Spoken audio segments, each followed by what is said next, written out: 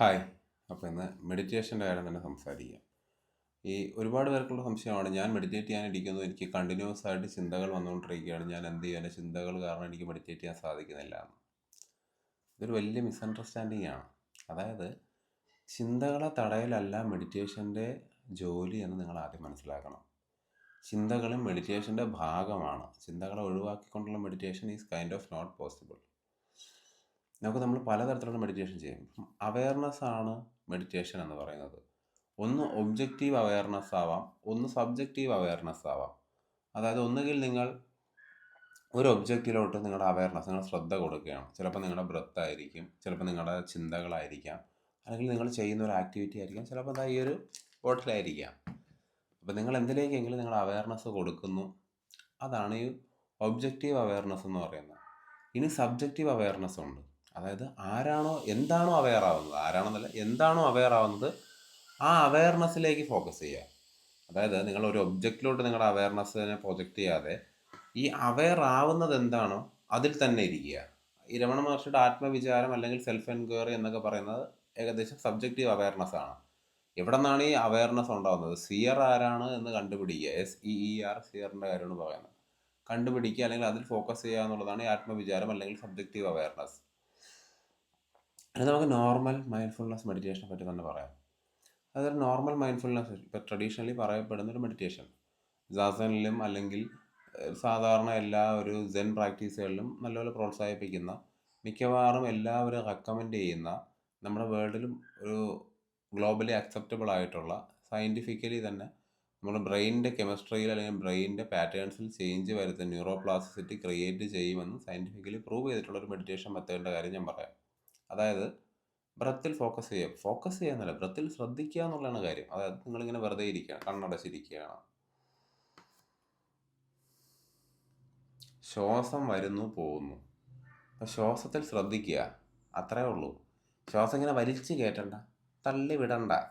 Just ആദ്യം ഒരു recognition കിട്ടാൻ വേണ്ടി നമുക്ക് ജസ്റ്റ് ഒന്ന് വേണം. ശ്വാസം നമുക്ക് വോളണ്ടറി ആയിട്ടും ഇൻവോളണ്ടറി ആയിട്ടും സംഭവിക്കുന്ന ഒരു ആക്ടിവിറ്റിയാണ് ഈ ശ്വാസം വരുന്നതും പോകുന്നതും. അപ്പോൾ ആദ്യം ഒന്ന് ശ്രദ്ധിക്കാം, ശ്വാസത്തിലാണെങ്കിൽ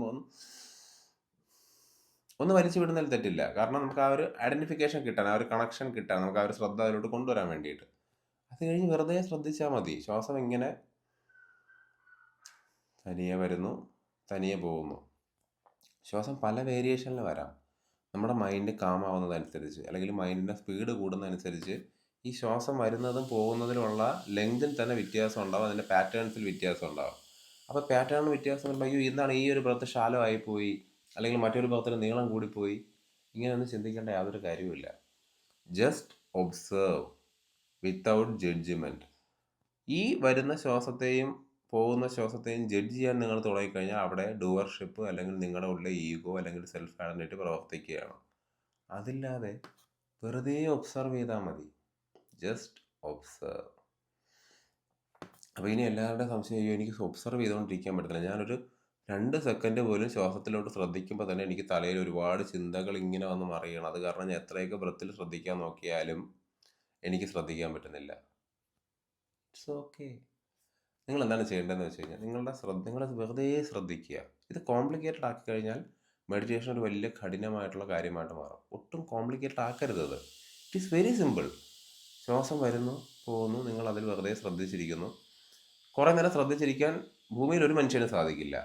കുറച്ച് കഴിയുമ്പോൾ നിങ്ങളുടെ ശ്രദ്ധ മാറിയിരിക്കും. നിങ്ങളുടെ മനസ്സിലെ ചിന്തകൾ വരുന്നു, അല്ലെങ്കിൽ നിങ്ങൾ വേറെ കാര്യം ആലോചിക്കുന്നു. നാളെ വീട്ടിൽ പുട്ടിൻ്റെ കൂടെ മുട്ട ഉണ്ടാക്കണോ അതോ പഴം വാങ്ങിക്കണോ എന്നൊക്കെ നിങ്ങൾ ആലോചിച്ചുകൊണ്ടിരിക്കുന്ന ഒരു സാഹചര്യം ഉണ്ടായിക്കോട്ടെ.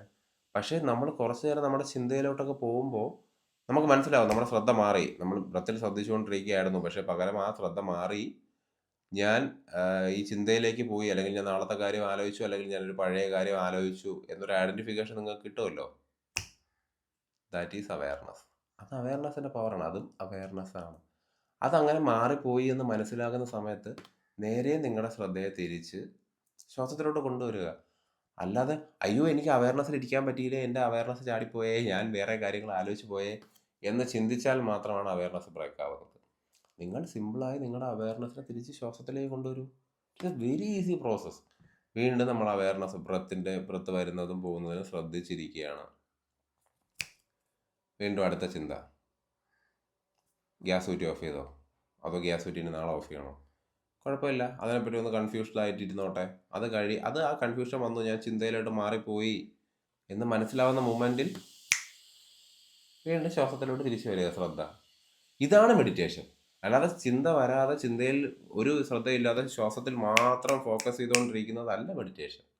ഇതിങ്ങനെ ആ ഒരു ഷിഫ്റ്റിംഗ് ഉണ്ടല്ലോ, ആ ചിന്ത മാറിപ്പോയി നിങ്ങൾ തിരിച്ചറിയുന്ന ആ ഒരു മൊമെൻറ്റിൽ സംഭവിക്കുന്ന ആ റിയലൈസേഷൻ, അത് അവയർനെസ് ആണ്.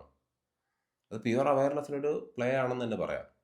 സോ ശ്വാസത്തിൽ വെറുതെ ശ്രദ്ധിച്ചിരിക്കുന്നു, ചിന്ത വരുന്നു, ചിന്ത വരുന്നെന്ന് മനസ്സിലാക്കുന്ന, ശ്രദ്ധ മാറുന്നു, ചിന്ത വരുന്നെന്ന് മനസ്സിലായ മൊമെൻറ്റിൽ അവയർനെസ് സംഭവിക്കുന്നു, നേരെ തിരിച്ച് ബ്രത്തിലോട്ട് വരുന്നു.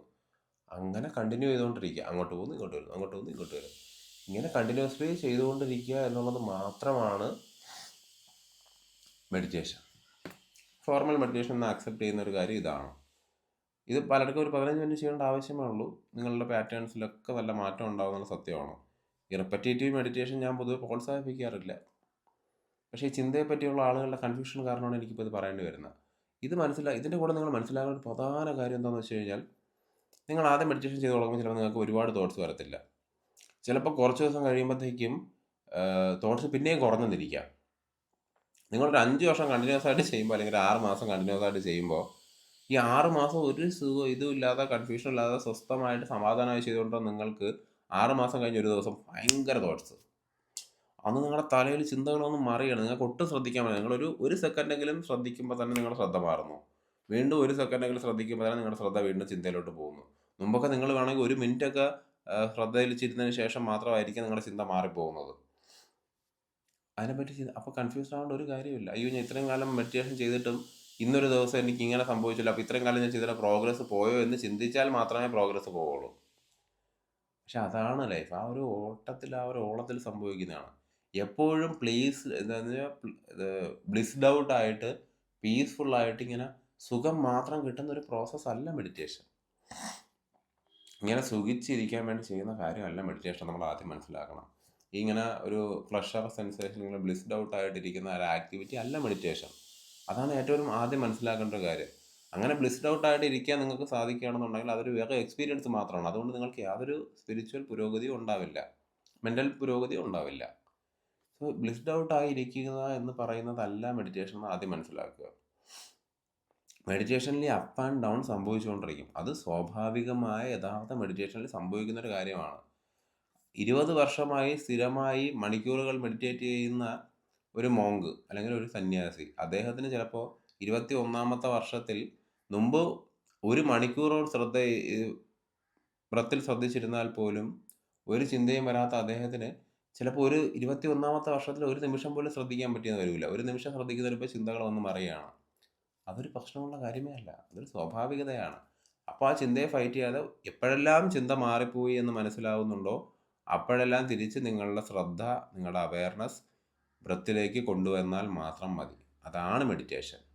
അല്ലാതെ ചിന്ത വരാതിരിക്കുന്നതല്ല. ചിന്തയുടെ എണ്ണം കൂടുന്നത് ഒരു പ്രശ്നമല്ല. കൂടിയില്ലെങ്കിലാണ് ശരിക്കും പറഞ്ഞ പ്രശ്നം. So I hope this helped you. Thank U.